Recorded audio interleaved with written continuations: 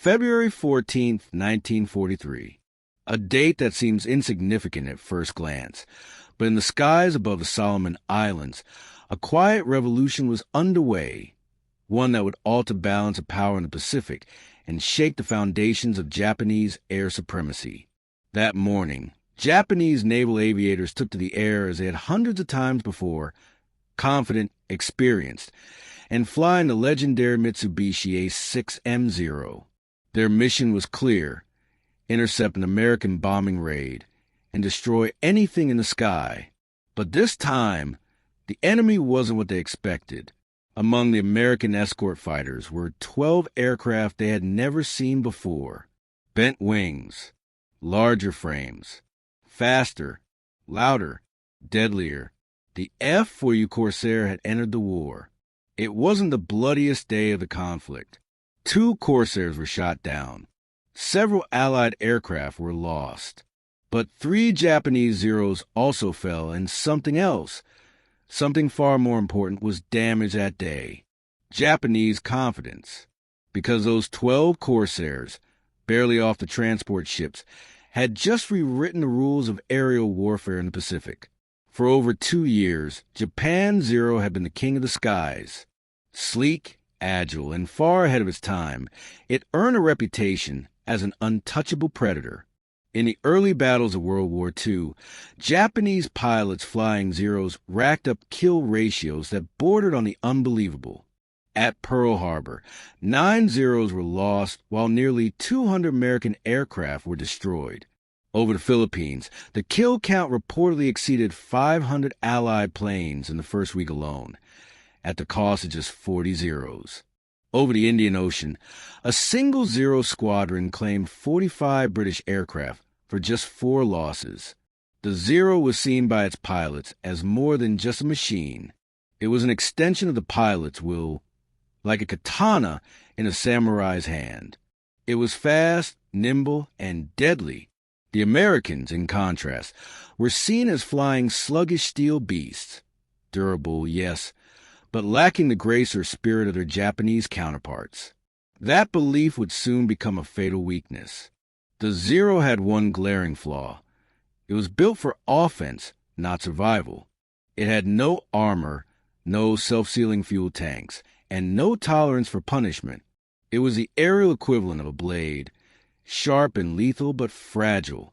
In the early years, this didn't matter. Japan's elite pilots, trained under a brutal selection system with a 95% washout rate, could outfly and outfight anything the Allies put in the air. But war is not won by elegance. It's won by endurance. And as the Americans ramped up industrial production, trained pilots by the tens of thousands, and introduced new designs, Japan found itself increasingly unable to replace what it had lost. The F4U Corsair was the physical embodiment of America's industrial war machine. Powered by the monstrous Pratt & Whitney R 2800 double Wasp engine, it generated over 2,000 horsepower, more than double what the Zero's engine could deliver. It could hit speeds over 400 miles per hour, climb faster, dive deeper, and, crucially, it could take a hit. Its thick armor, self-sealing tanks, and bulletproof glass gave its pilots something the Zero never could: a second chance. The Corsair wasn't just fast and tough, it was deadly. Armed with 6.5 Zero caliber Browning machine guns capable of firing armor-piercing incendiary rounds, the Corsair could shred enemy aircraft in seconds.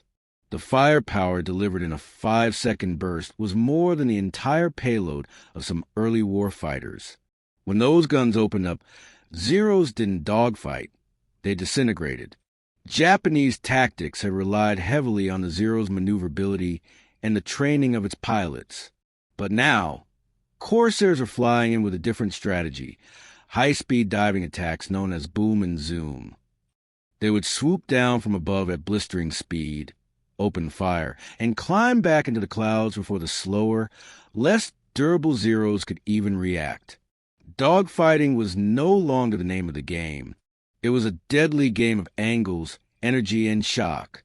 The psychological toll on Japanese pilots was enormous. Where once they had been hunters, now they were being hunted. At Guadalcanal and Rabaul, Japan's elite squadrons were ground down in relentless engagements. Entire wings of veteran pilots were lost. Replacements, barely trained and poorly equipped, stood little chance. Some had less than 100 hours of flight time. By 1945, kamikaze pilots had as few as 30 hours in the air, and many had never even fired their weapons before being ordered to crash into American ships. The numbers tell a brutal truth.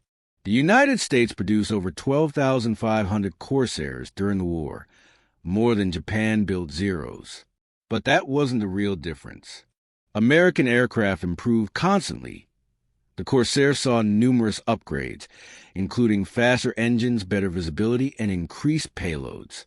The Japanese Zero, in contrast, remained mostly unchanged.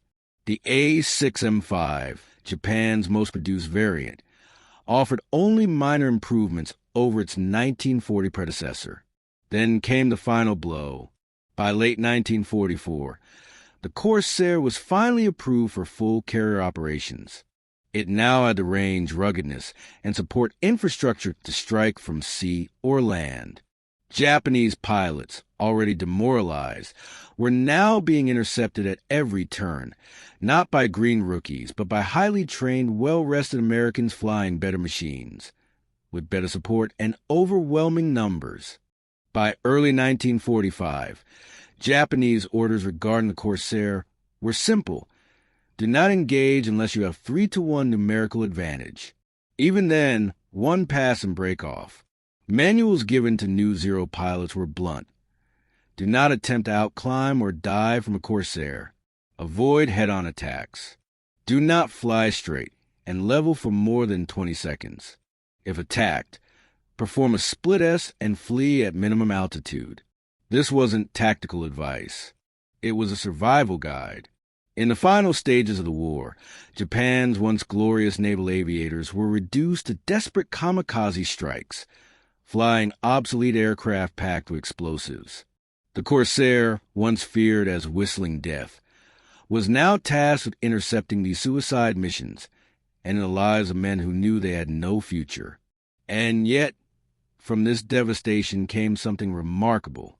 After the war, many surviving Japanese pilots, engineers, and strategists would reflect on what they had learned. Jiro Horikoshi, the Zero's designer, later said, "I designed an elegant solution to poverty.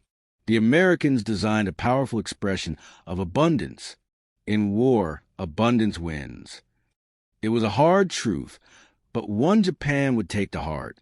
The post-war era saw the country rise from the ashes not through militarism, but through industry, innovation, and peace. The same lessons that the Corsair taught in blood, the importance of technology, production, survivability, and adaptability, became the foundation of Japan's economic miracle. In the end, the Corsair didn't just defeat the Zero in the air. It defeated an entire mindset.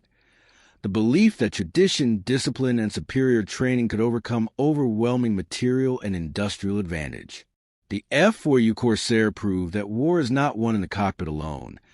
It's won in the factories, the training grounds, and the innovation labs.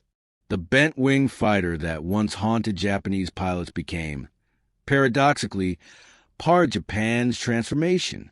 By revealing the futility of outdated doctrine and exposing the limits of warrior spirit against modern firepower, the Corsair forced a painful reckoning and helped build the peaceful, advanced Japan we know today. It is one of the most stunning reversals in military history. A war machine that helped destroy an empire and lay the foundation for its rebirth.